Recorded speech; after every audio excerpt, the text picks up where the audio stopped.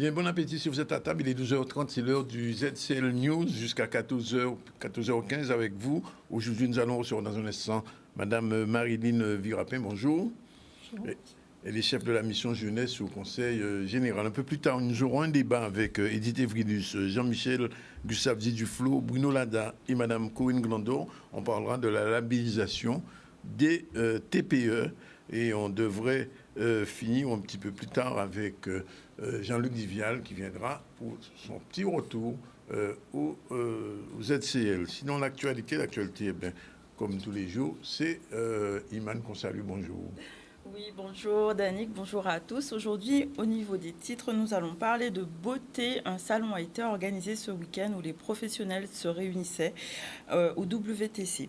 Nous parlerons aussi du don, de l'importance du don du sang. Une semaine est entièrement consacrée à cette nécessité de don du sang en lien avec la journée mondiale qui aura lieu le 14 juin. Et nous parlerons basket au féminin où le BMBC a gagné au féminin la coupe régionale, ainsi que de la première assise du centre-ville de Valenciennes, un reportage de ICC News.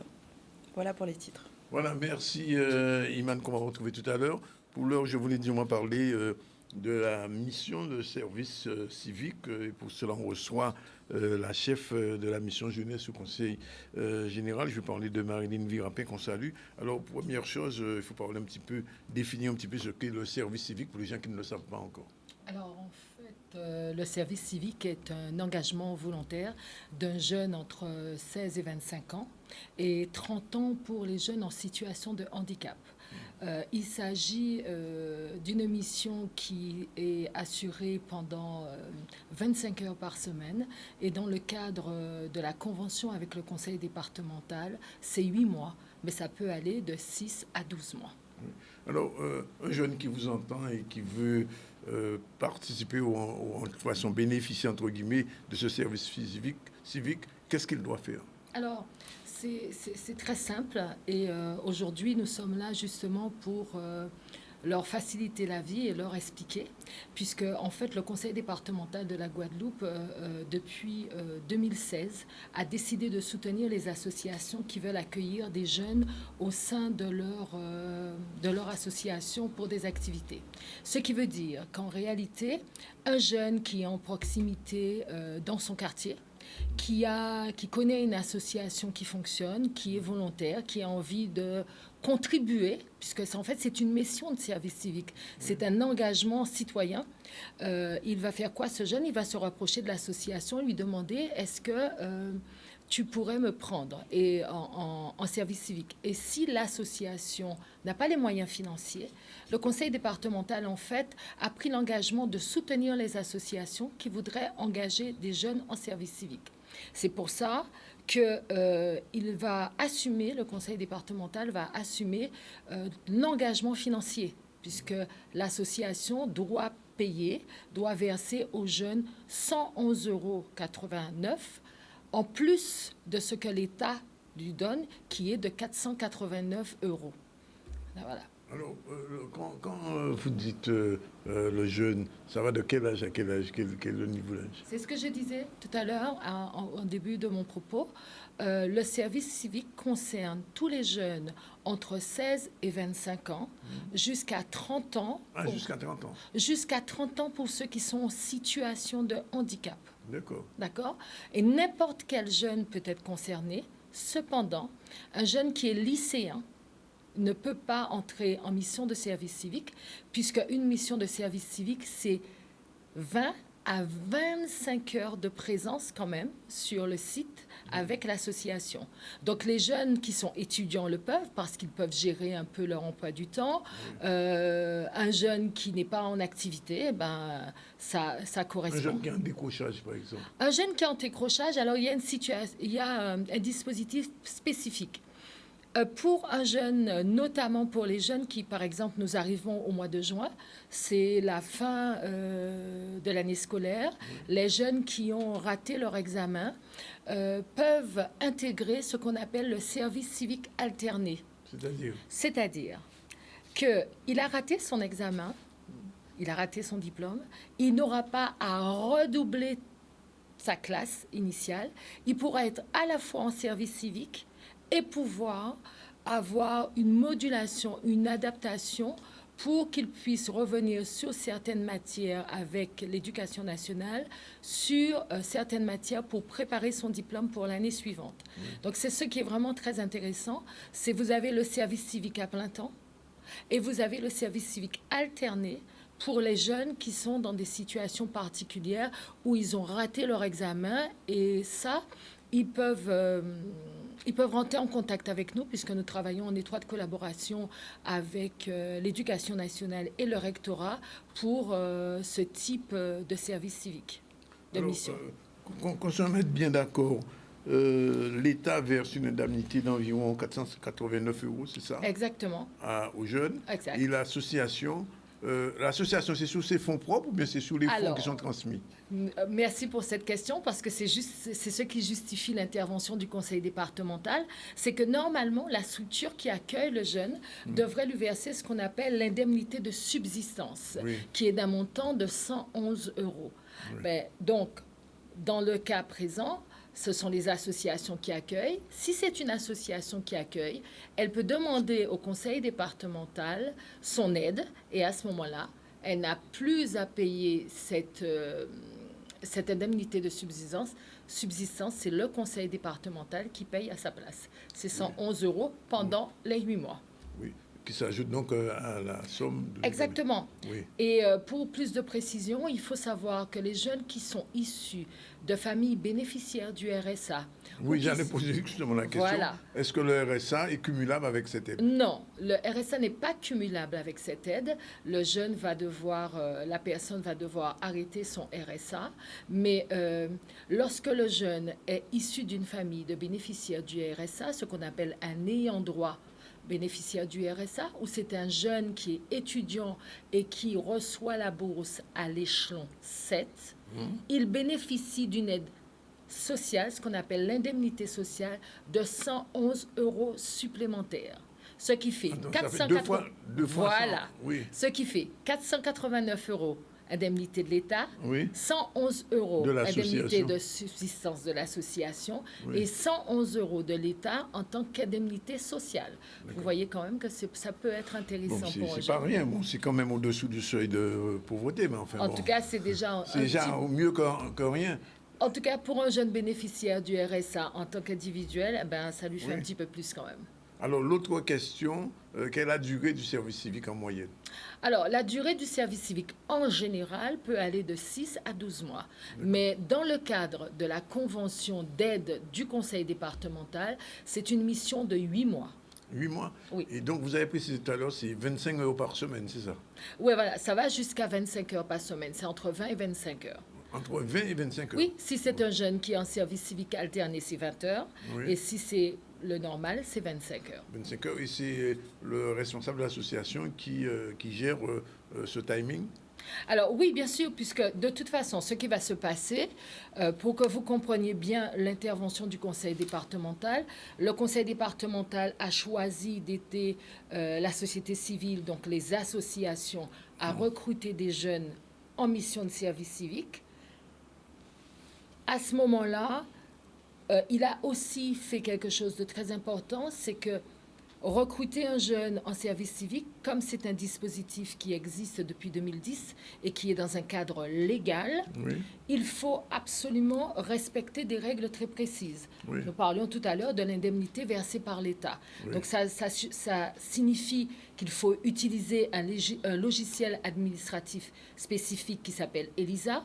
Et pour ne pas avoir à contraindre les associations à ces obligations qui sont très lourdes, le conseil départemental a choisi de travailler avec la mission locale, qui, elle, est reconnue comme plateforme de service civique, pour accompagner l'ensemble des associations. On décharge donc l'association sur tout ce qui est démarche administrative et tout ce qui est démarche financière. C'est la mission locale qui s'occupe de tout ça. Donc, en fait, l'association, elle a juste qu'une chose: recevoir le jeune, respecter les conditions d'accueil dans lesquelles la mission s'effectue, et c'est 8 mois.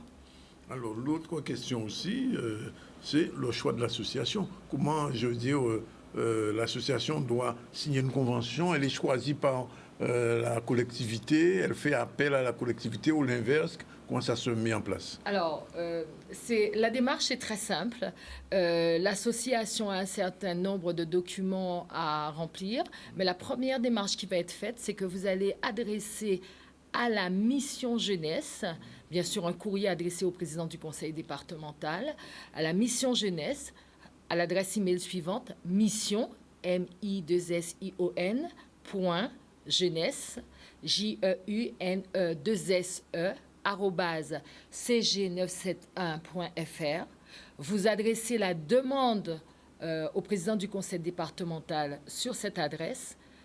La mission jeunesse va vous envoyer ce qu'on appelle le catalogue des missions, parce qu'il y a en fait une trentaine de missions que le conseil départemental a choisi de proposer aux associations. Toutes les associations sont concernées. Ça peut être des associations qui interviennent dans le domaine du social, dans le domaine culturel, dans le domaine sportif. Pour vous donner un exemple, il y a 7 thématiques. Il y a culture et loisirs, éducation pour tous, intervention d'urgence. Nous sommes dans un pays où nous connaissons des catastrophes naturelles. Donc, on peut mettre des jeunes en service civique sur des missions d'intervention d'urgence, environnement, mémoire et citoyenneté, santé, sport et solidarité, ce qui fait un total de 30 missions. Pour chaque mission, vous avez le détail des activités et on vous envoie le catalogue. Vous choisissez la mission qui correspond aux activités de votre association et vous envoyez, puisque dedans, il y a également ce que nous appelons la fiche, le formulaire de recueil de besoins. Ce recueil de besoins, vous le remplissez, vous précisez combien de missions que vous voulez. Vous ne pouvez pas recevoir plus de 5 jeunes dans le cadre de cette convention avec le conseil départemental et nous vous répondons puisque votre demande est soumise à la commission d'attribution où est composée d'administratifs et d'élus. Autre question délicate. Le jeune qui est en service civique, il est considéré comme un salarié ou comme un prestataire? Quel est son statut? Je veux dire, à la fin du mois, il a une fiche de paie avec déclaration USAF, etc. Ou alors, est-ce que tout ça est pris en charge par la mission locale? Alors, vraiment, je suis très, très contente qu'on parle de ce statut parce que être en mission de service civique, c'est un vrai statut. Oui. Ce n'est pas un statut de salarié, mais c'est un vrai statut, puisque, comme je vous dis, le cadre de la mission de service civique est posé par la loi en 2010. Oui. Alors, le jeune n'est pas salarié, il n'est pas employé, mais il y a un vrai statut. Et c'est pour ça, justement, qu'il faut un logiciel spécifique qui s'appelle ELISA. Et c'est pour ça, donc, le conseil départemental a choisi de travailler avec la mission locale. Donc, la mission locale qui met en charge, exactement. Le logiciel. En réalité, ce qui va se passer, c'est que le jeune est sous la responsabilité administrative de la mission locale et va être mis à disposition au sein de l'association. Oui. Voilà. Je prends un cas un peu limite. Le jeune vient dans une association. Et en sortant en association, il a un accident sur la route. Qui le prend en charge réellement? Est-ce l'association ou la mission locale? Alors, c'est bien, la question est tout à fait juste et ça va être simple. Je répète, la responsabilité administrative du jeune, c'est la mission locale parce que le jeune signe son contrat de service civique avec la mission locale et la mission locale met le jeune à disposition dans l'association. Oui. Donc, c'est pour ça que c'est très important que l'association respecte les activités du jeune. Oui. Et c'est pour ça que le jeune doit absolument respecter ce qu'on lui dit de faire. Oui. Et c'est très important, ce respect, puisque c'est vraiment une relation à 4. Oui. Le conseil départemental, la mission locale, oui. L'association et le jeune. D'accord. Il y a 4 interlocuteurs. Il y a 4 interlocuteurs. Il y a vraiment 4 parties.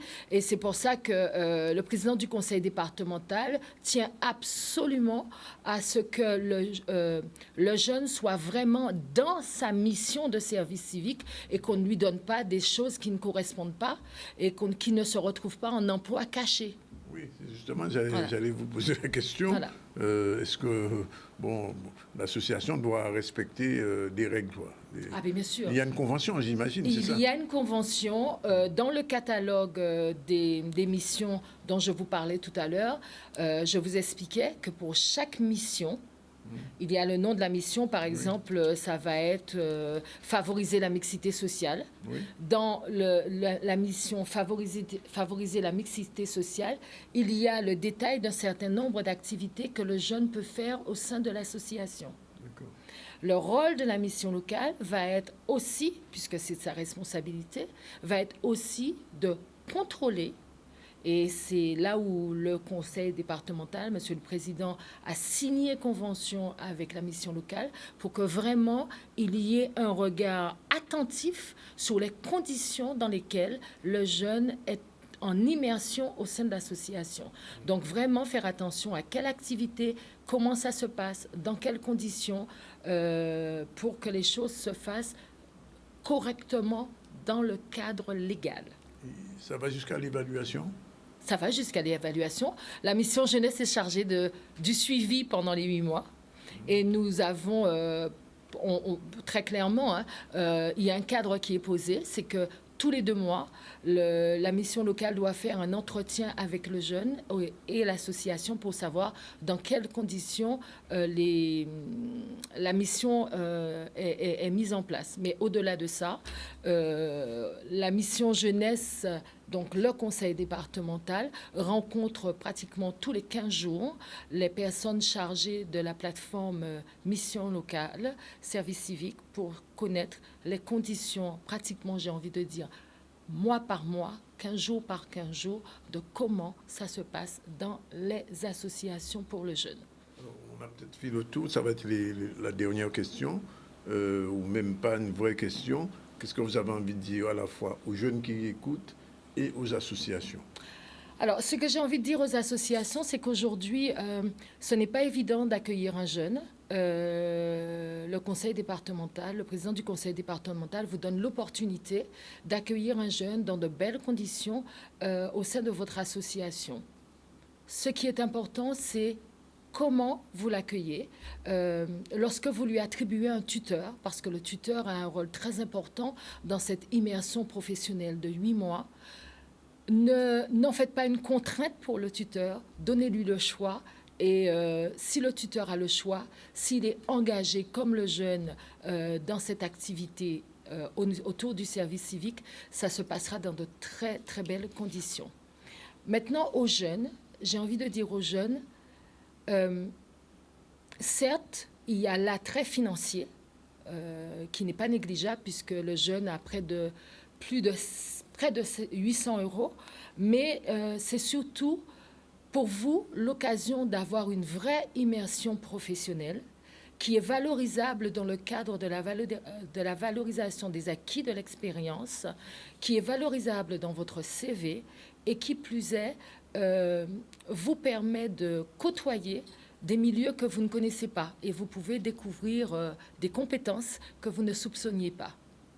Alors, c'est vraiment la dernière question, parce que il me souvient avoir entendu une fois que le service civique pouvait aller en entreprise.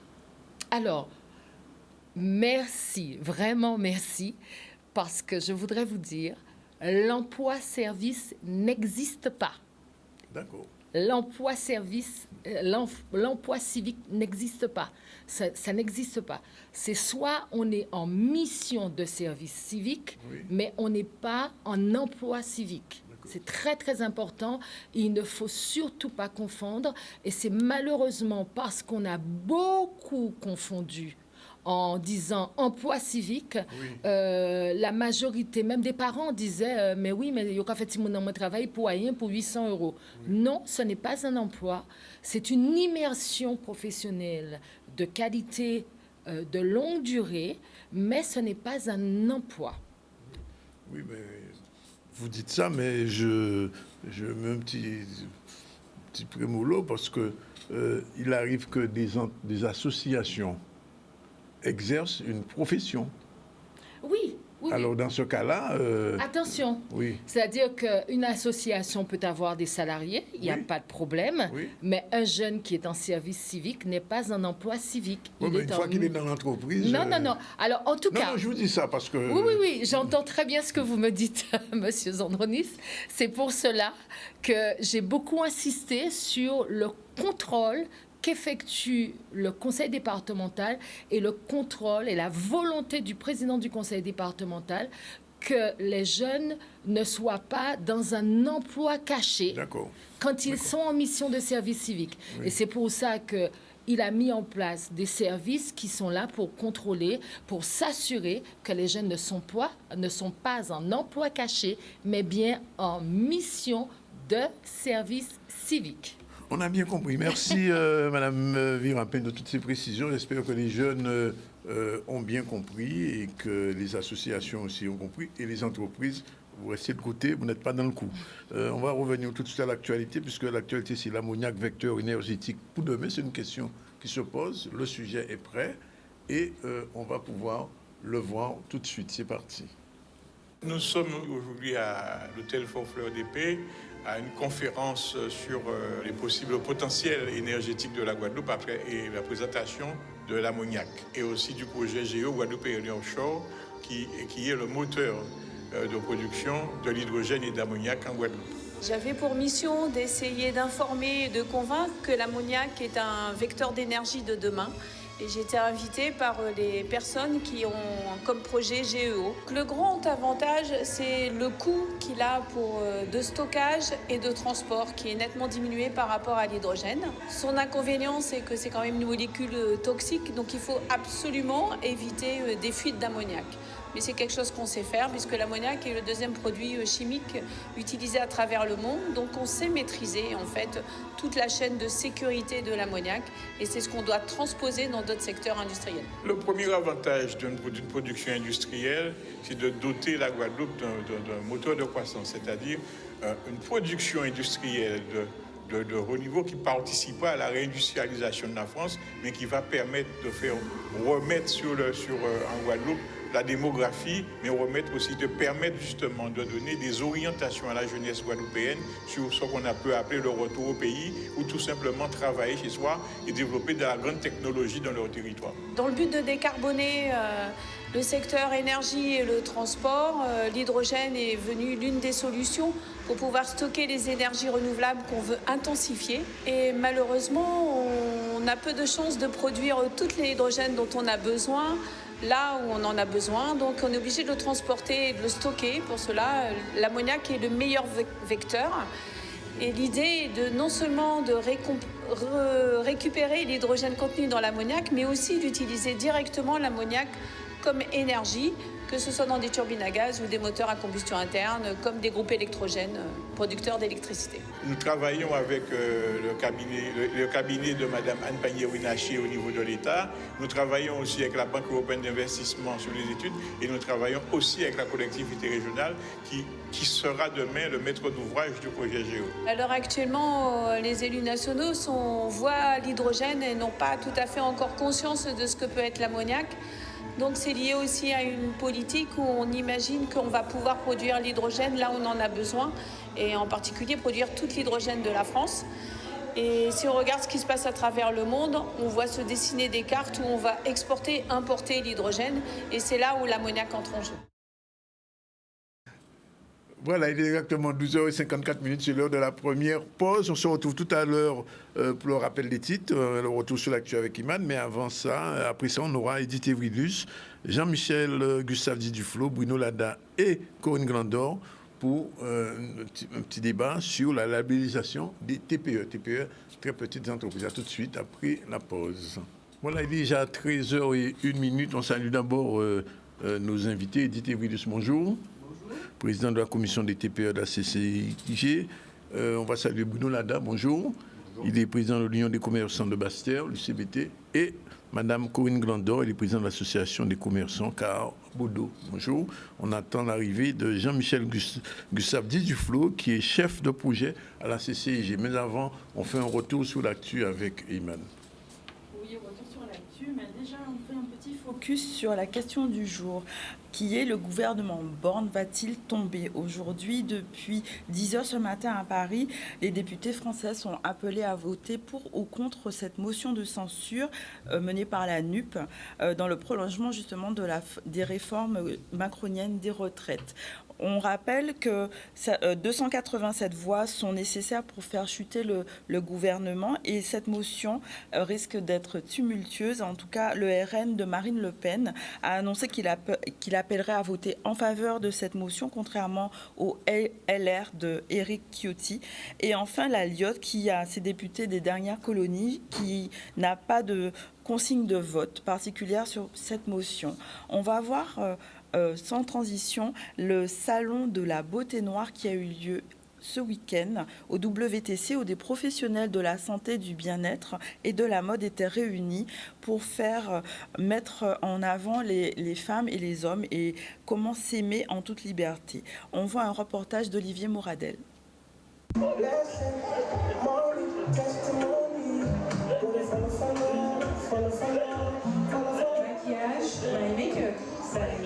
On trouve déjà tout ce qui contourne à côté de la beauté de la femme, maquillage, coiffure, onglerie, bien-être, tout ce qui est pour la femme. Mais aussi cette année, on a pensé aussi aux hommes. On a un barbershop qui peut faire la barbe, la coiffure, puisque bientôt c'est la fête des pères, on a pensé aussi. Donc les femmes trouvent leur bonheur.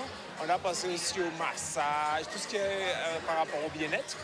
Et puis, pour apporter un petit plus à ce salon, ce nouveau salon qui revient après 3 années d'absence. Le salon, c'est un grand, je dirais, paramètre. Il y a beaucoup de stands et j'ai pu visiter pas mal de stands pour le bien-être de tous. Et je suis arrivée avec un groupe de jeunes, dont il y a une qui est en massage, je dirais, assis. Donc, du dos, il est en train de masser le dos de la jeune et la jeune se sent un peu relaxée par rapport à ça. Donc, c'est vraiment la recherche du bien-être en profondeur. Nous faisons tout ce qui est massage, en fait, du bien-être, c'est-à-dire massage assis. Voilà ce que vous voyez aujourd'hui. Nous faisons aussi le massage relaxant avec des huiles essentielles faites en Guadeloupe aussi. Nous avons aussi toute la partie réflexologie plantaire. On peut se déplacer à domicile aussi, on vient faire les massages, on vient avec la chaise, ou on peut faire aussi avec la table, en étant couché, bien sûr. Alors nous faisons des ateliers beauté pour un petit peu apprendre à faire la routine pour prendre soin de sa peau. Et comme vous voyez derrière moi, on fait actuellement un soin du visage complet à ces personnes ici présentes. Nous faisons ce qu'on appelle de l'entrepreneuriat relationnel, donc on fonctionne en e-commerce. Donc il n'y a pas de boutique physique pour le moment en Guadeloupe, mais ce sera le cas bientôt. Cette année, on est sur une 40aine d'exposants, d'accord? On a apporté des ateliers, des conférences, des masterclass. On a apporté des petits plus, des shows aussi. Donc voilà, ce que tout le public venant au salon cette année va trouver. Un salon à vivre, un salon avec beaucoup plus d'animation. Il y a de la musique, il y a plus de shows. Donc un salon à venir vivre et profiter en famille. Coiffure, nails, look, cocktails.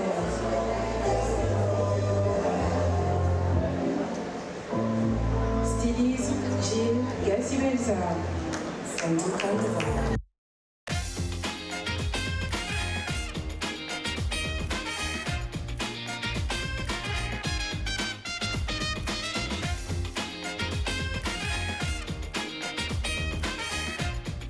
Le talk show de la CCI, c'est le jeudi dans le ZCL. Restez connectés. Et aussi le lundi. Alors bonjour Edith Evridus, merci d'être avec nous. Vous êtes la présidente de la commission des TPE de la CCIG. Votre initiative pour ce premier débat sur justement la labellisation. Alors petite définition, je salue l'arrivée de M. Gustave Duflo, merci d'être avec nous. Alors comment on va introduire ça pour les TPE, la labellisation?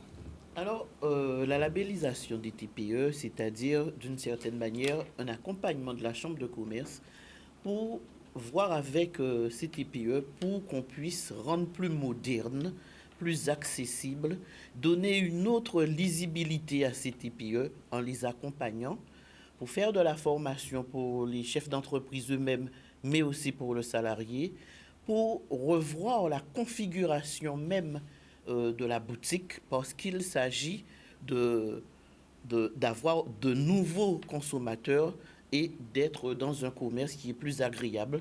Et aussi, nous avons très bien constaté qu'après la pandémie, l'attitude du consommateur même avait changé.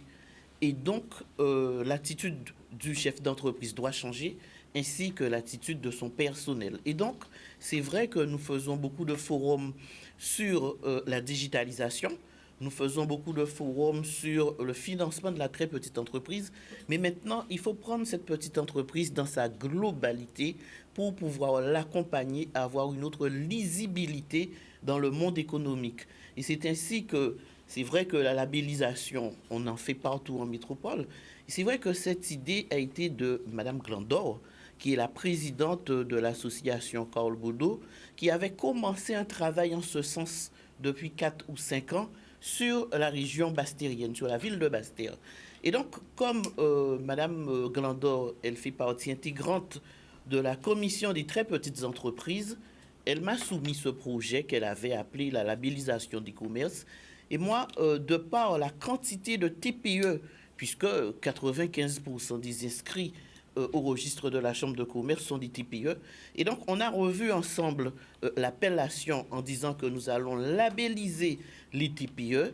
Et c'est pour cette raison qu'avec la région bastérienne, la ville de Basse-Terre, les associations de Basse-Terre, M. Lada, Mme Glandor et toutes les associations, on va travailler sur ce projet-là parce que c'est un projet qui prendra du temps, parce qu'il ne faudra pas faire comme certains qui viennent déclamer des projets qu'ils ont créés pour Basse-Terre. Nous, Chambre de commerce, on fait avec les entrepreneurs parce qu'il faut avoir leur aval. Et c'est ainsi que nous avons déjà fait une première démarche, puisque nous avons invité des entrepreneurs de la Basse-Terre avec l'aide de M. Lada, l'aide de Mme Glandor. Nous avons eu pas moins d'une 60aine d'entrepreneurs qui sont déjà dans cette mouvance de labellisation. Justement, alors, monsieur Gustave Duflo, vous êtes chef de projet. Alors, comment ça va se mettre en place concrètement? Comment ça s'est mis en place? Alors, concrètement, merci de me donner la parole. Merci de l'invitation de la part de la présidente et de Canal 10.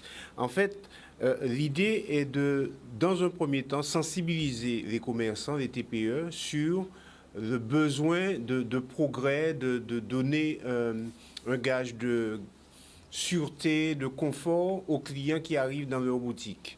Et donc, dans un premier temps, nous allons mettre en place ce qu'on appelle une auto-évaluation, un auto-diagnostic, c'est-à-dire le commerçant va lui-même nous dire ce qu'il a par rapport à un cahier des charges que nous allons lui remettre. Il va nous dire, voilà, sur le point, par exemple, de l'accueil, je prends l'accueil téléphonique, par exemple, ben, j'ai un système nouveau, je réponds à la 2e sonnerie ou je réponds à la 6e sonnerie, par exemple. Et nous, en fonction du cahier des charges, il va s'auto-diagnostiquer. Nous allons récupérer cet autodiagnostic et nous allons pouvoir faire passer soit l'agent de la Chambre en charge de ce dossier, ou alors un cabinet mandaté expressément pour pouvoir évaluer, lui aussi ce cabinet, ce qu'a dit l'entreprise en termes d'autodiagnostic. Et la différence entre les deux fera qu'au regard du cahier des charges, nous allons pouvoir faire des préconisations, soit pour faire des travaux, soit pour mettre en exergue un certain nombre de difficultés ou de déficiences pour mettre à niveau. Et à ce moment-là, nous allons donner un temps d'ajustement aux commerçants pour qu'ils puissent avoir un point de vente, une entreprise, une TPE qui soit dans la mesure labellisable. D'accord. Alors, je me tourne vers ces deux représentants d'associations bastériennes, Mme Glandor et M. Lada. Au regard de ce que vous avez entendu, est-ce que ça correspond à vos attentes? Bien, tout à fait, parce que l'idée nous est venue au niveau de Carl Boudot depuis 2017. Parce qu'au niveau de notre association, on cherche toujours l'excellence, la qualité et l'exemplarité. Donc, on s'est dit, pourquoi pas réfléchir sur ce label. Donc, on a vu avec la CCI, et il y a déjà un certain nombre d'adhérents, parce qu'on a déjà fait une première partie, et il y a un certain nombre d'adhérents de notre association qui ont déjà répondu à l'auto-diagnostic de ce label. Et donc, l'idée, c'est toujours améliorer la qualité du commerce, la qualité des entreprises de Carte-Boudot et de la ville de Basse-Terre. Parce que l'objectif pour nous, en tant que président d'association, c'est de faire de la ville de Basse-Terre une ville où les gens viendront, parce qu'on a toujours tendance à entendre que Basse-Terre est bon. Non, là, l'idée, c'est... avec le président du CBT. L'idée, c'est ça. L'idée, c'est d'avoir des commerces de qualité, d'aider les entreprises à s'améliorer sur le plan gestion, peut-être informatisation de leur entreprise, leur vitrine, enfin, répondre au cahier des charges de façon que l'entreprise elle-même puisse évoluer. Parce que qui dit label, dit qualité. Donc, il faudrait que le commerçant ou l'artisan ou le chef d'entreprise puisse être conscient que pour être labellisé, il y a un certain nombre de démarches à mettre en place, de choses à faire. Et nous, on veut vraiment qu'au niveau de la ville de Basse-Terre, je ne dirais pas 100%, mais que la plupart des commerces soient attractifs, que la plupart des commerces soient de qualité et que le client, quand il arrive, il sait qu'il vient dans une ville où il pourra acheter et commercer avec des boutiques de qualité. C'est surtout ça. Alors, monsieur Lada, d'abord, avant de parler de la labellisation, vous parlez un petit peu de l'état du commerce à Basse-Terre, puisque, comme disait Mme Glandor, souvent on dit Basse-Terre oui mort, Basse-Terre oui enterré, moun ba avine Basse-Terre encore, enfin, etc., etc. Quelle est la situation aujourd'hui, depuis que vous êtes président du CBT? Est-ce que vous sentez quand même qu'il y a une montée en gamme? Alors oui, tout à fait. Moi, je pense que Basse-Terre est en train de monter en gamme. Parce qu'on a souvent des gens qui nous demandent pour pouvoir chercher des locaux, hein, pour pouvoir investir à Basse-Terre.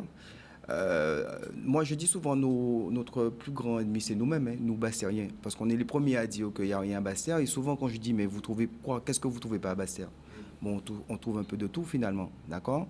C'est si on arrive justement à consommer le Basse-Terrien ou le Sud-Basse-Terre décide de consommer au niveau de Basse-Terre, je pense qu'on va monter en gamme rapidement.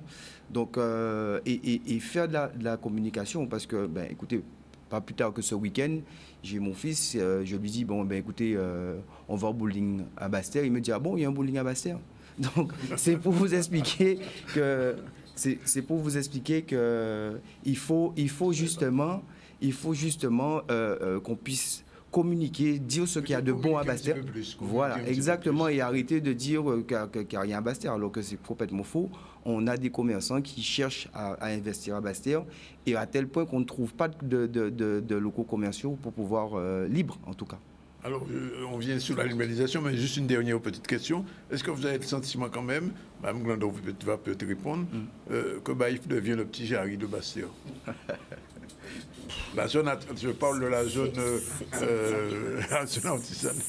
Non, parce que je vois tous les jours qu'il y a des choses qui se développent là. Dans la zone de Baïf, on va trouver quand même des moyennes entreprises, tandis que dans la ville de Basse-Terre, c'est vraiment des très petites entreprises. C'est des TPE. Alors, donc, plus commercial. Oui. Plus commercial, plus dans, je dirais, c'est des entreprises qui sont plus dans tout ce qui est prêt-à-porter, chaussures. Donc, dans la ville, c'est vraiment ça. Et dans les environs de Basse-Terre, la zone de Baïf, Calbacé et tout, c'est déjà, je dirais, des moyennes entreprises et c'est pas le même type de commerce. C'est pas le même type, c'est vrai. Alors, sur la labellisation, comment vous allez faire passer ce message vers les commerçants de Basse-Terre pour que, bon, c'est une forme de modernisation, qu'on le veuille ou pas?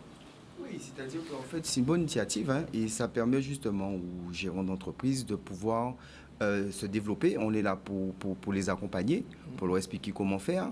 Ne serait-ce que justement par rapport à la charte au niveau des façades, des enseignes, et puis la façon d'accueillir. Il y aura certainement aussi, on va pouvoir se développer au niveau de l'anglais et tout pour pouvoir attirer notre clientèle. Donc je pense que les adhérents... Il y a le port aussi. Il y a le port. Il y a le port qui est en train de se développer un petit peu. Oui. Donc en fait, je pense que ça va inciter justement nos adhérents à travailler un petit peu et de mettre la main à la pâte pour pouvoir être accompagné par rapport à la CCI. Moi, je dirais que déjà au niveau de notre association Carte Boudot, on a fait le constat de labellisation, d'être labellisé parce que on trouvait que déjà, on avait un certain nombre de commerçants, notamment à la rue Boudot, Shellshare, Dr Cab, un certain nombre de commerçants qui avaient des boutiques déjà qui pouvaient rentrer dans un cadre particulier. Oui. D'où on a dit, bon, c'est vrai que les gens font des efforts, les chefs d'entreprise font beaucoup d'efforts. Donc, il faut reconnaître ces efforts qui sont faits par les chefs d'entreprise.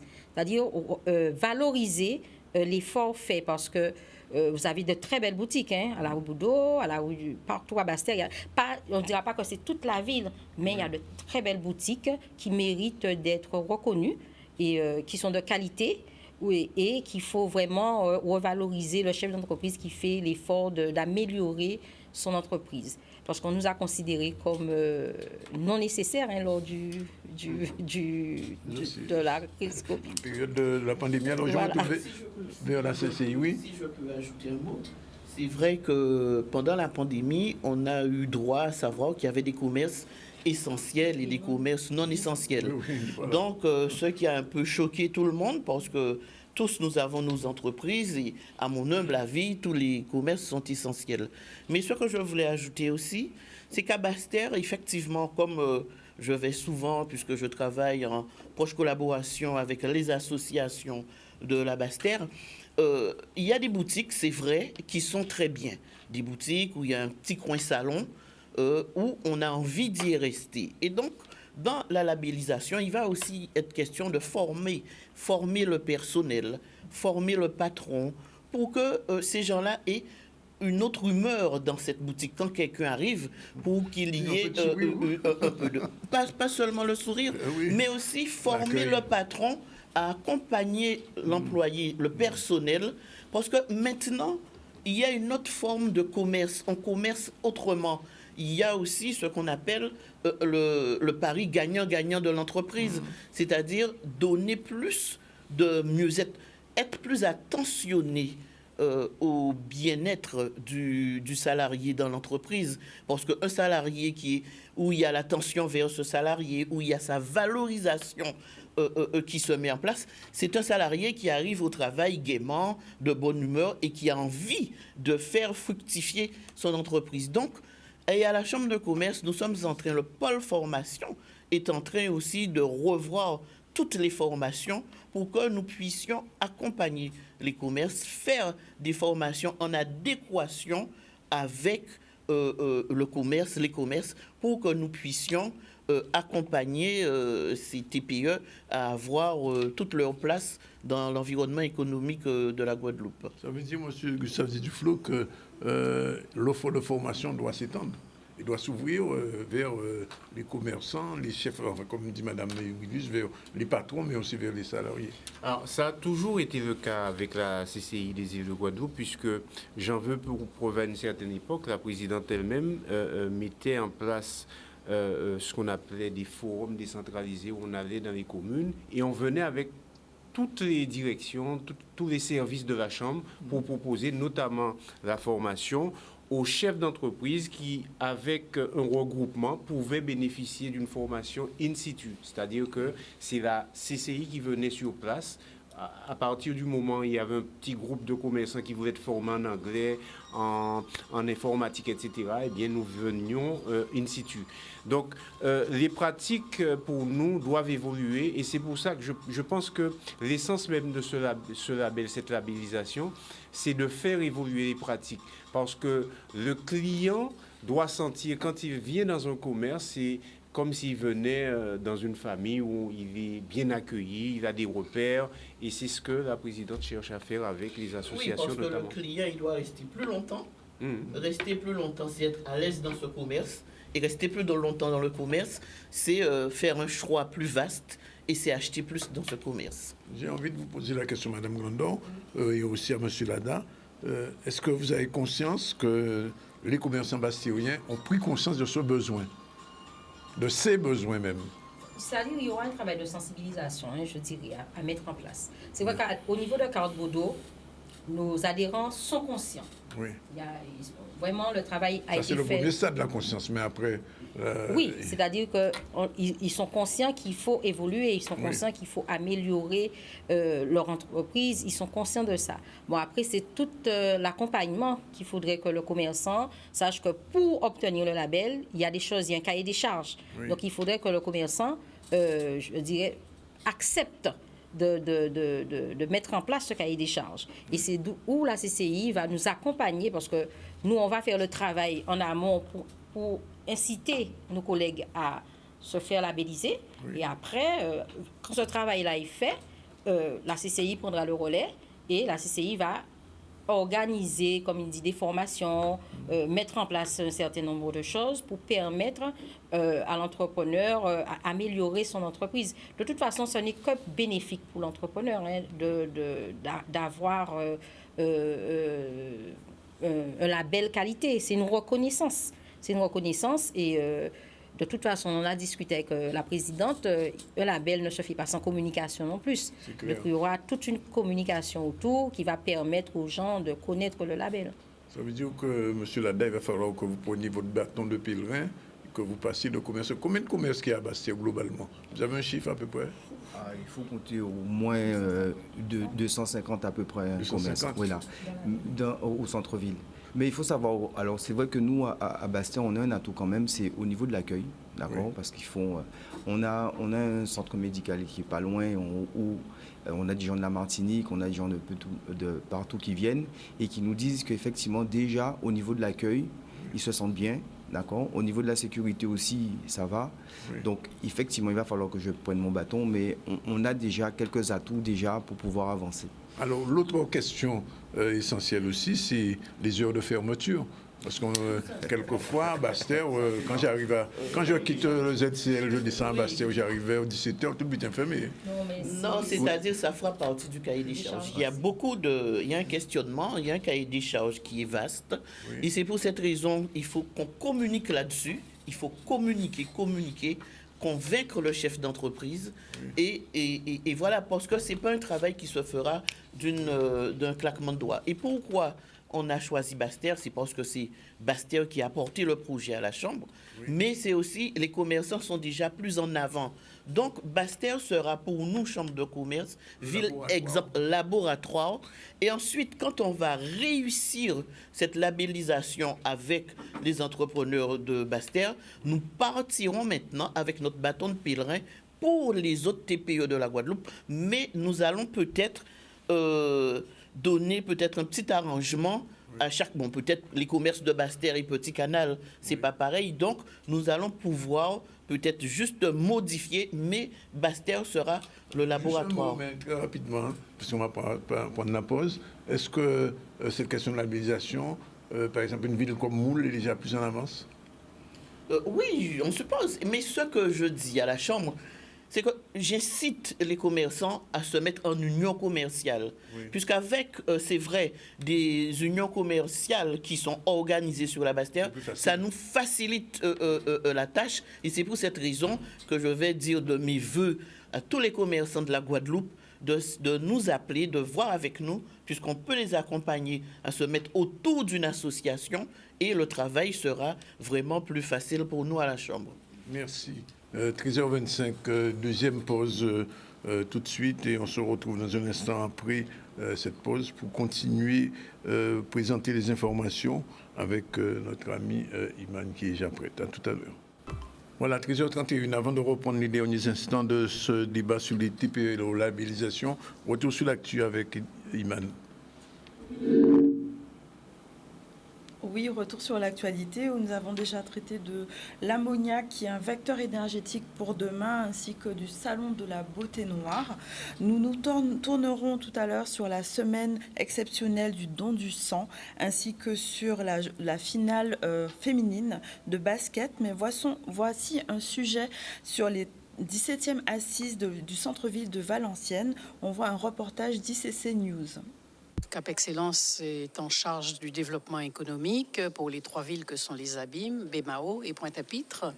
Et notre objectif, c'est, suite aux différentes crises et dans le cadre même de cette mission, de renforcer l'attractivité de notre territoire, singulièrement de Cap Excellence, et d'apporter à l'entrepreneuriat un regain d'activité, puisque après les crises que nous avons connues, eh bien, il est urgent et tout à fait utile d'améliorer l'environnement, le développement économique à travers des nouvelles créations, en tout cas d'assister et d'accompagner les acteurs qui sont déjà en place pour pouvoir créer de l'activité et de l'emploi.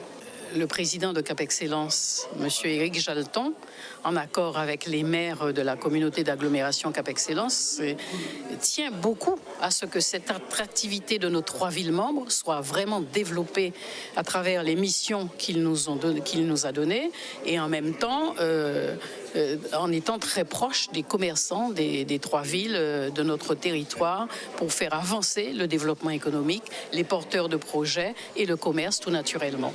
Alors évidemment, qui dit redynamiser ces villes, ces communes, demande aussi des budgets, des moyens financiers. Absolument, et vous savez que les budgets sont contraints actuellement, donc nous sommes obligés d'imaginer, d'innover et d'être aux côtés de tous nos créateurs d'entreprises, des entreprises existantes déjà, de manière à qu'ils gardent le moral et qu'ils arrivent à dynamiser leur entreprise et à créer des activités nouvelles, tout au moins d'améliorer et d'avoir une nouvelle vision, puisque le monde a changé. Nous devons donc évoluer et trouver les moyens d'aboutir aux missions que nous avons, de créer en tout cas beaucoup d'activités. Et c'est en ce sens que ces assises, ces 17e assises du centre-ville en mouvement sont extrêmement importants, puisque je vois là différentes propositions avec l'accompagnement des collectivités, l'accompagnement de Cap Excellence qui investit beaucoup auprès de ces entreprises, et c'est là notre mission d'être tous les jours sur le terrain, c'est important. À travers les assises, le centre-bourg, il y a matière à l'attractivité, au développement du commerce, faire revenir les habitants au cœur en fait du bourg, et des idées, des propositions émergent en fait à travers les assises. Et nous, élus de la Guadeloupe, et particulièrement des Abîmes, il y a des thématiques sur lesquelles on pourra travailler pour permettre le développement du centre-bourg des Abîmes.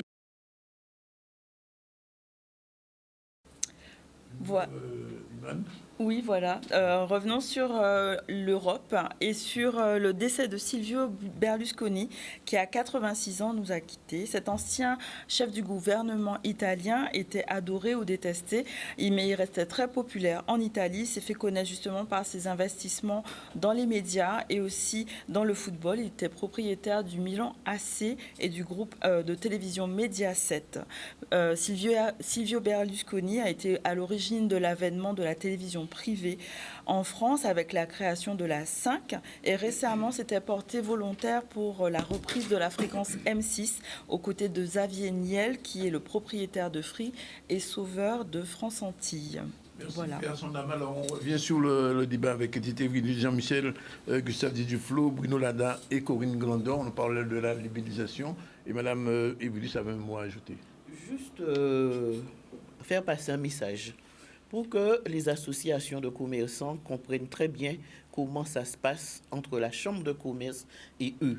Donc, quand ces associations-là ont des manifestations, il ne suffit pas de nous donner un programme 3 semaines avant la date butoir.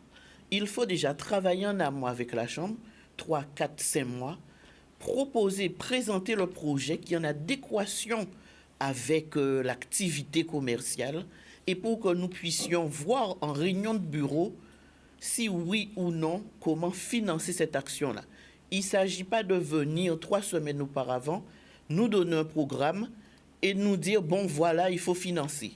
On peut financer, on peut accompagner, parce que c'est pour le bien-être de l'économie du pays, mais dans tout, il y a une règle. 3 ou 4 mois auparavant, emmener le projet, poser le projet, et nous, en réunion de bureau, on statue sur le projet et on finance. Et c'est comme ça que les associations de Basse-Terre, entre autres Carl Baudot et avec M. Lada. C'est de cette manière-là que nous fonctionnons et c'est pour cette raison qu'ils ont toujours eu l'accompagnement de la Chambre. Je prends pour preuve, au mois de novembre, et l'association Carl Baudot a une manifestation sur 2 jours.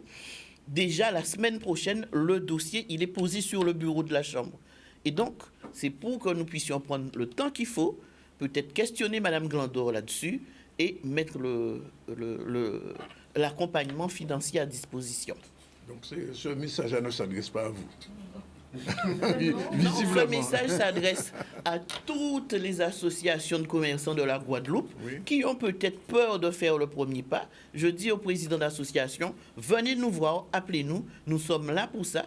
Nous sommes là aussi pour vous accompagner à vous mettre en union commerciale et on est là pour dire, voilà comme ça qu'il faut faire. Justement, je pose la question à M. Lada.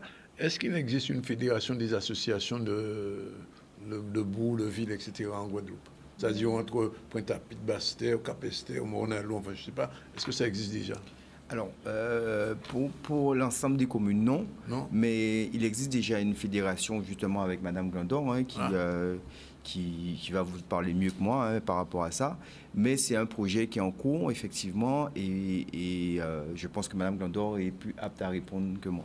Donc ça veut dire, enfin avant de répondre à Mme Glandor, ça veut dire que ce que dit Edith, il va falloir faire passer le message au niveau de toutes les communes de la Guadeloupe et des associations de commerçants. Alors, c'est vrai qu'il existe la Fédération Laboratoire Grand Sud Caraïbes, qui a été créée pendant la pandémie avec les collègues présidents d'associations dans les communes du Sud Basse-Terre. Et c'est vrai qu'on n'a pas encore présenté cette fédération dans la mesure où, avec la pandémie, il y a des associations qui ont eu des difficultés, qui sont en train de se remonter leur association. Donc, c'est pour cette raison qu'on est un petit peu en stand-by. Mais il existe dans le Sud Basse-Terre une fédération laboratoire Grand Sud Caraïbes qui est présidée par moi. Et on a 11 associations d'acteurs économiques dans cette fédération. Dans toutes les communes de la Guadeloupe, de Basse-Terre, du Sud Basse-Terre, Cap-Esther à Bouillante. Saint-Claude compris? Saint-Claude, mais comme je vous ai dit, c'est pas dans toutes les communes où il existe des associations d'acteurs économiques. Parce qu'en fait, ce qu'elle dit, si ça existait, ça faciliterait bien sûr les manifestations et l'accompagnement. Ah ben bien sûr, bien sûr. Vous êtes d'accord? Je crois que c'est quelque chose pour laquelle très tôt la CCI a œuvré. Nous avons toujours demandé aux personnes volontaires, aux commerçants volontaires, de se muer en association parce qu'il est plus pratique pour nous aussi, agents, d'avoir un référent, une référence pour pouvoir faire passer la politique, le projet, la stratégie de la Chambre au niveau de ces associations. À Baïf, on a tenté. C'est vrai que c'est quelque chose de difficile. Hein. À Baïf, la CCI avait comme référent, il y a une association, mais la mettre en action, en activité, c'est la difficulté. Voilà, c'est la grande difficulté. C'est pour ça qu'on est encore dans le stade d'organisation pour cette fédération. Et parce que dans toutes les communes du Sud Basse-Terre, il existe des associations, mais qui ne sont pas actifs. Donc on est en train de faire ce travail au niveau de la Fédé, et de manière que tout le monde, quand tout sera bien, toutes les associations seront actives, on va présenter cette fédération, parler des objectifs. Alors, la question qui dérange, tout à l'heure, on a vu un reportage de l'association de Cap Excellence envoie 2 de ses représentants au 17e assise du centre-ville à Valenciennes. Comment vous travaillez avec CSBT? Très bien. Très bien? La preuve, je sais qu'ils n'ont pas beaucoup de moyens. Non, mais alors, je vais vous dire, on travaille très, très, très bien avec le Grand Sud Caraïbes, dans la mesure que Carl Baudot, c'est, si vous voulez, c'est le Grand Sud Caraïbes qui nous a aidés à mettre en place cette association. Donc, et depuis 2014, on fonctionne avec le Grand Sud. On a toujours été accompagnés, on a toujours été... Monsieur Abelli, il est ouvert. Il est très ouvert, quel que soit, même avant Monsieur Abelli. 2014, c'était... Madame Michaud, après il y a eu Beaugendre. On a toujours été, comme avec la CCI, en général, les chambres consulaires nous accompagnent vraiment au niveau de Carl Baudot. On n'a pas de difficulté pour être accompagné. Alors, dites-vous, c'est M. Gustave Duflo, on peut dire que Basse-Terre, c'est un modèle. Oui, Bastère sera un modèle parce que le programme de la labellisation peut aussi créer l'envie à d'autres acteurs économiques de se mettre en association parce que ça ira plus vite si on a un référent, comme le dit M. Gustave Diduflo, dans les communes. Donc, nous sommes là pour accompagner et je vais dire aux commerçants de Basse-Terre de se rapprocher des deux associations, l'UCBT, Carl Bouteau, de se rapprocher de la Chambre de commerce pour qu'ils puissent prendre les renseignements et nous ferons des réunions de proximité pour expliquer, parce que pour que ce commerçant puisse adhérer à la démarche de labellisation, il faut qu'il comprenne aussi et il ne faudrait pas non plus que ça coûte trop cher à ce client. Donc, nous sommes une CCI de proximité avec nos TPE et je pense que d'ici l'an prochain, nous serons en mesure de venir sur Canal 10 et de vous dire que nous avons peut-être 300, 400 TPE labellisés en Guadeloupe. Ce sera l'idéal. En tout cas, on vous remercie d'être venu. Vous avez une dernière information peut-être? Alors, une dernière information que je donne aux entrepreneurs, parce que ça bouge toujours à la CCI, et je profite de féliciter les agents de la Chambre. On fait un travail colossal, vous l'avez remarqué aussi en tant que presse, le travail que fait la Chambre d'accompagner les créateurs, les jeunes créateurs ou alors les entreprises qui sont déjà là depuis très longtemps. Après le vif succès de la conférence que nous avions eue avec les universitaires, il n'y avait pas moins de 130 personnes qui ont assisté à près de 3 heures de conférence. Et là, jeudi 15, nous avons un très beau séminaire avec l'association des jeunes avocats en direction du TPE. Donc, pour le bail commercial, comment gérer les absences du salarié, comment gérer, je ne me rappelle plus, les ressources humaines, etc. Donc, parce que souvent, les TPE ont peur d'aller vers des conseils, vers un expert comptable, vers un avocat. Et donc, nous allons mettre les chefs d'entreprise des TPE et l'association des jeunes avocats face à face pour que les gens puissent libérer leurs paroles et dire leurs craintes et casser cette peur qu'il y a entre les patrons de TPE et les avocats. Donc, j'invite tous les chefs d'entreprise à venir jeudi à partir de 9h30 au WTC pour assister à ce séminaire qui sera très intéressant. Voilà, bien, on vous remercie. Il est 13h45. Dans un instant, on va recevoir Jean-Luc Divial pour sa chronique. Mais pour l'heure, on revient à l'actualité, la semaine exceptionnelle du don du sang. Reportage Olivier Mourandel, c'est parti. Cette campagne a lieu du samedi 10 au samedi 17 juin. Donc nous sommes ouverts aujourd'hui jusqu'à 19h. Lundi 12 et mardi 13 de 13h à 18h et du mercredi 14 au samedi 17 de 11h jusqu'à 19h. Chaque année, je fais. J'ai toujours quand c'est proche de mon domicile généralement, mais là, comme je suis sur mon poste de travail, pendant la pause, on s'est éclipsé pour pouvoir donner, mais je suis une donneuse assez régulière. Je pense que ça permet de toucher peut-être un plus grand public, parce que c'est vrai que quand c'est dans les communes, oui. Mais par exemple, moi qui habite Port-Louis, j'ai pas forcément le temps de pouvoir y aller. On n'a pas forcément le temps d'aller aux abîmes. Moi, je trouve que pouvoir toucher un plus large public au niveau des centres, c'est une bonne opération. C'est un centre commercial qui est très fréquenté. En fait, c'est la 2e année que nous organisons la semaine du don du sang, autour de la journée mondiale du don du sang qui se déroule le 14 juin. Et qui est, je dirais, la journée mondiale pour l'ensemble du don du sang sur l'ensemble du monde. Alors, pourquoi d'Estréland? Eh bien, parce que c'est un établissement, un centre commercial qui est très fréquenté, qui nous permet de convaincre de nouveaux donneurs, et ça, c'est très important pour nous. Et ça nous permet, sur toute la semaine, de gonfler les stocks, parce que nous avons besoin énormément de produits sanguins comme tous les ans pour remonter les stocks. Nous avons besoin de sang en fait sur la Guadeloupe et c'est un acte vraiment important pour notre population pour avoir le sang nécessaire pour soigner les gens en fait. Une très belle occasion effectivement avec une très belle installation et puis tout est parfait. Moi je trouve franchement on est très bien accueillis, on est très bien pris en charge et voilà c'est top. Alors le don du sang, c'est assez simple. Ça dure à peu près 40 minutes, 45 minutes. Ça commence par le remplissage d'un questionnaire sur votre état de santé. Et ensuite, on va vous enregistrer au secrétariat. Suite à cela, vous allez avoir un entretien avec un médecin, ce qu'on appelle l'entretien pré-don, qui va évaluer votre capacité à donner votre sang. Et si vous êtes éligible, c'est-à-dire que si vous pouvez donner votre sang aujourd'hui, eh bien on va vous prélever. Et là, le don du sang dure à peu près une dizaine de minutes, pas plus. Suite à ce don du sang, on vous demande de rester une vingtaine de minutes pour la collation. C'est important, c'est une période de repos qui permet à votre corps de retrouver son équilibre après votre don du sang. Ça vous permet aussi de vous reposer un petit peu dans un endroit tout à fait agréable.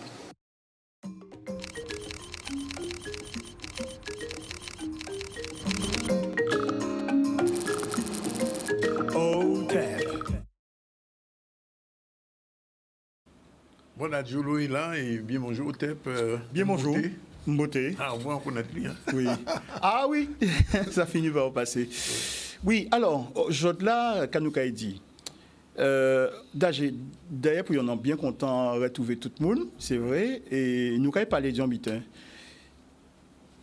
Jean-là, nous avons langue nous là, ça empêche de nous réfléchir et voir intérêt en nous. Il est pour nous faire ça, remettre tout bitin en ordre, puisqu'il nous croit qu'il n'y a pas ni méthode qui peut permettre nous toucher ça nous voulait scientifiquement. Donc, en préparant une petite communication pour ça qui a douté encore, eh bien, vous voyez qu'il y a une méthode scientifique qui peut permettre nous savoir où la langue nous sortir. Nous quoi voulez? En nous aller. Donc, l'impératif du dialogue avec les enseignants et les acteurs culturels au sujet de notre langue maternelle, il j'allais pour nous causer. Parce que si nous voulons bâtir mon langue, plus qui apprendre à marquer, eh bien, il faut nous-mêmes nous former, il faut nous connaître en sérénité, pas attendre d'autres connaître avant nous. Donc, il faut quitter les idéologies, quitter les inversions accusatoires au bénéfice de la science, parce qu'on nous reproche des choses et en fait, on nous vend un passé erroné. On érige des concepts purement idéologiques en vérité historique. On fait fi de la pensée symbolique de la langue.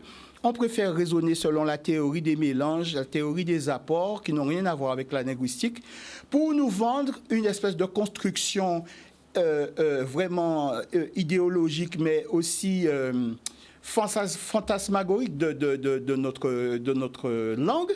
Et on mélange génétique et linguistique, ça n'a rien à voir. Donc aujourd'hui, il faut mettre du milieu dans tout ça. Tout ça, il faut oublier tout ça. Cette approche-là. Parce qu'elle nous déroute, elle nous désoriente. Je vais rappeler, la méthode linguistique descriptive utilisée par nos détracteurs ne permet pas de connaître le passé d'une langue. C'est très important ce que je dis. Elle ne sert qu'à décrire l'existence d'une langue. Seule la méthode comparative historique en marquée en rouge est habilitée à connaître l'origine, le passé, l'histoire d'une langue. La parenté génétique obéit à des lois de mutation phonétique stables et constantes dans le temps. Il faut écarter les mots d'emprunt, donc le français et tout ça, les termes français, les correspondances fortuites, le hasard, les correspondances de surface. Beaucoup de travaux qui sont poursuivis aujourd'hui, c'est correspondances de surface. Nous avons vu un mot dans la langue, et nous avons vu dans la langue, nous avons dit, ah, eh bien, c'est là il sorti. Non, non, non. Bien là, ça peut faire avec 10 000 langues assis la terre, et il est marché. Donc, en réalité, on aura l'occasion de revenir sur ce point-là particulièrement. Mais il faut sortir de cette vision-là si nous voulons vraiment donner un contenu pertinent à nos enfants. On a tout un travail de reconstruction du contenu pédagogique qu'on doit faire concernant notre langue. Et il y a moyen de savoir, par une méthode, et je vais vous montrer comment elle se déploie, il y a moyen de trouver et de comprendre comment une langue se déploie dans le temps. Une langue a une histoire. Regardez, on va partir des langues européennes. 5 langues européennes. Regardez, le français dit dans, l'italien dente, l'anglais tous, le néerlandais tante et l'allemand san. On serait tenté de dire que ce sont des langues différentes qui n'ont pas de parenté génétique. Mais comment on peut approcher cette question et vérifier qu'il y a une parenté génétique? Eh bien, il faut dégager des lois qui sont constantes. C'est-à-dire l'évolution de cette langue doit obéir à des règles qu'on peut retrouver, quel que soit le mot considéré dans ces langues quand on les compare. Alors, vous voyez qu'en français, le mot « dans », eh bien, la consonne préfixe, c'est un « d », mais en anglais, c'est un « t », et en allemand, c'est un « z ». alors on pourrait penser que ce sont des langues qui diffèrent. Est-ce que cette loi est constante? Est-ce que cette loi-là, c'est constant?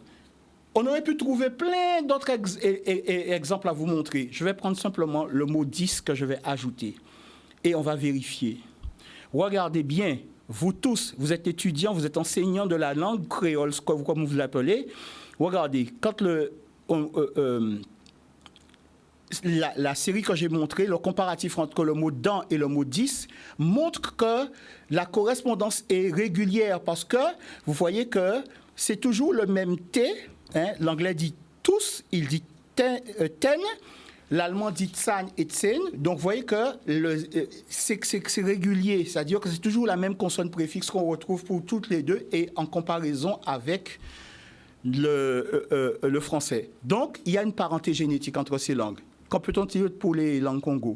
Regardez, nous, cet animal, on l'appelle Congolio. Mais en Pendi, on dit Ngongolo. En Kisundi, on dit Ngongolo. Vous voyez que ça commence par un N. En Poto, on dit Congolo.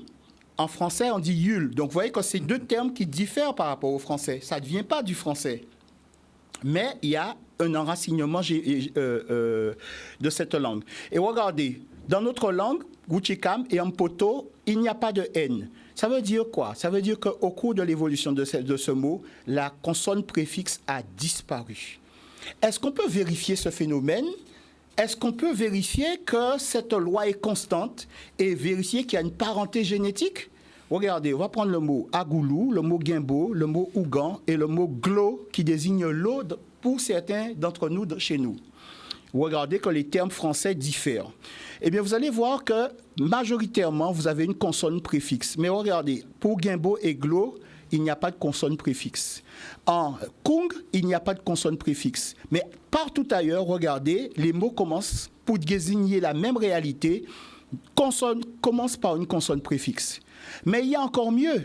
Vous allez me dire que ce n'est pas régulier parce que là, agoulou commence par une voyelle A et ougan commence par un OU. Eh bien, on s'aperçoit que ceci dit quelque chose de l'histoire et de l'évolution de la langue dans le temps, de ce terme dans le temps. Et donc, ceci montre que c'est régulier. Ça pourrait paraître une exception, mais cette exception, elle doit pouvoir s'expliquer. Alors, quelle est la conclusion qu'on peut faire? Quand un mot avec une consonne préfixe des langues congolaises arrive dans notre vocabulaire, ce N devient soit une voyelle, A, agoulou, soit une semi-voyelle ou semi-consonne, ougan. Mais aussi, la consonne peut disparaître totalement. Et donc, on peut montrer qu'il y a une parenté génétique. La consonne préfixe N, voilà la loi, dans les langues bantoues, commence par muter en voyelle, en semi-voyelle, puis finit par disparaître totalement. Voilà le schéma. Donc, on peut connaître le passé de notre langue.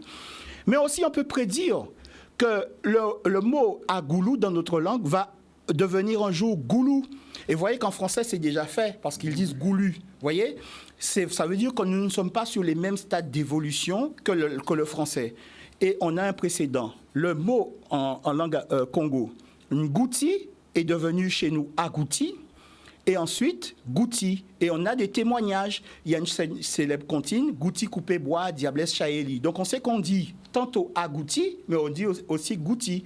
Et donc, on peut inscrire notre langue dans une continuité historique longue, depuis le bassin des langues congolaises jusqu'à aujourd'hui. Et on peut même prédire comment ces mots vont évoluer. Qu'en est-il du copte et de l'égyptien ancien? Est-ce qu'on peut retrouver ces mêmes comparaisons? Regardez. J'ai pris 3 mots. Le mot pour dire pur, le mot pour dire beaucoup nombreux et le mot pour dire grand. Vous allez voir que il y a une correspondance. Hein, et on va voir que le A de l'égyptien ancien, qu'on retrouve dans Wab, qu'on retrouve dans Aha ou dans Acha, eh bien, il mute et il prend ce qu'on appelle une consonne prosthétique, c'est-à-dire une consonne qui vient s'adjouter au A pour renforcer la vocalisation. Et donc, vous allez voir qu'en copte, on dit wab. Chez nous, on va dire wabap. On ne sait pas que ça veut dire pur. Et ça veut dire que, que ça nous rattache a une dimension sacrée et initiatique de notre langue. Le mot achat de l'égyptien ancien est devenu achai, il y a une erreur au niveau de la consonne, et puis devenu enchai chez nous, regardez bien, donc ce A-là a muté, vous regardez encore, et il est devenu tantôt un A ou tantôt un an. Par exemple, c'est un mot que j'avais collecté, grand hihan pour parler d'un grand lécopêche, on l'a gardé et tel quel. Donc, l'histoire, on peut retracer l'histoire du pronom personnel de notre langue, parce que quand l'égyptien dit « i », eh bien, ce « i » va devenir un « a ». En copte, on va dire « anouk ». En banda, on va dire « a » ou « wa ». En langue gassi, on va dire « a » ou « wa ». Et chez nous, on va dire soit « a », soit « an », soit « wa ». Donc, quelle est la conclusion ? La parenté génétique entre le Wuchikam et les langues africaines modernes est scientifiquement démontrée. La parenté génétique entre le Wuchikam, l'égyptien pharaonique et la langue copte est scientifiquement démontrée.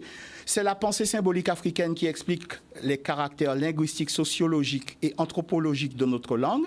La base, en tout cas, la langue dite créole ou Wuchikam est une langue africaine. Pour démontrer que nous nous trompons ici, nous sommes ouverts au dialogue, venez débattre. Venez avec des arguments scientifiques. Mais pour montrer qu'il y a une incidence des langues indiennes, des langues amérindiennes ou du français, il faut être capable de faire cette même analyse. Et là, je vous mets un petit billet pour le défi. Sinon, je vous invite à venir célébrer le génie de notre langue. C'est pourquoi nous allons mettre en place pour les acteurs culturels, les enseignants, eh bien, un séminaire de formation intensive au mois d'octobre pour célébrer notre langue. Et le numéro, c'est le 06 90 20 67 16. Donc, voilà. Ibout, je vous souhaite une bonne journée. À lundi prochain. Merci. 13h59. On a le temps de faire voir la finale senior féminine de la Coupe régionale de basket. Olivier Moradel, c'est le dernier sujet avant le rappel des informations. Bon parcours, on ne nous attendait pas jusqu'ici. Là, on a manqué un peu de lucidité, d'adresse et un peu de concentration un moment. On a baissé au niveau de l'intensité, au niveau de la défense. Et j'ai envie de dire, à ce stade-là, il ne faut pas rater les contre-attaques 1 contre 0. Bon, on a une équipe jeune, d'accord? Donc, c'est une équipe qui a une marge de progression intéressante. Donc voilà, effectivement, on a l'apport de Bélène. Je pense que le nécessaire sera fait au niveau de sa licence la saison prochaine. Et on va revenir. On n'a pas démérité, ça je sais qu'on n'a pas démérité. Et les filles ont fait un super travail. On a eu des bons matchs pendant la saison, justement contre les grosses équipes. On a su montrer qu'on pouvait rivaliser avec elles. Et là, il faudra travailler vraiment sur certaines choses parce que les petits détails, arriver à ce niveau de la compétition, ça se joue à rien des fois. Parfois on met des choses en place, ça passe. Parfois on met des choses en place, ça passe pas.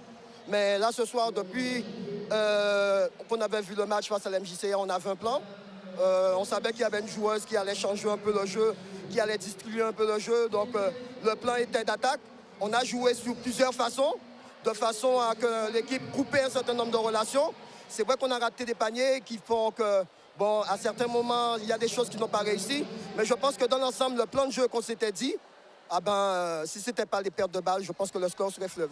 Le travail du BMBC et la prestation, gagner une coupe en début de saison, être vice-championne et gagner cette coupe-là, c'est le travail de cet homme-là. Malik Mérillon aussi, Malik Mérillon. C'est le travail aussi de Christine Cyril. Voilà. Et Christophe, il est où Christophe? Christophe, voilà. Ça, c'est le travail d'un staff qui se respecte et qui travaille ensemble. Voilà.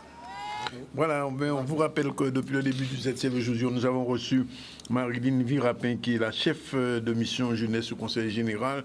Elle a rappelé le dispositif du service civique. C'est attention, c'est très important. Ensuite, nous avons eu un débat avec Edith Evry, Jean-Michel Gustave Diduflo, Bruno Lada, Corinne Glander sur la labellisation des TPE. Là aussi, c'est quelque chose de particulièrement important, surtout pour les commerçants de Bastère qui sont, Madame Evry Dussadi, le véritable laboratoire. On vient de conclure avec notre ami Diolo, qui a fait un petit travail important sur justement l'origine de la langue et ses déclinaisons, ce qu'on appelle l'étude comparative. Pour l'information, c'est bien sûr Iman, c'est le retour.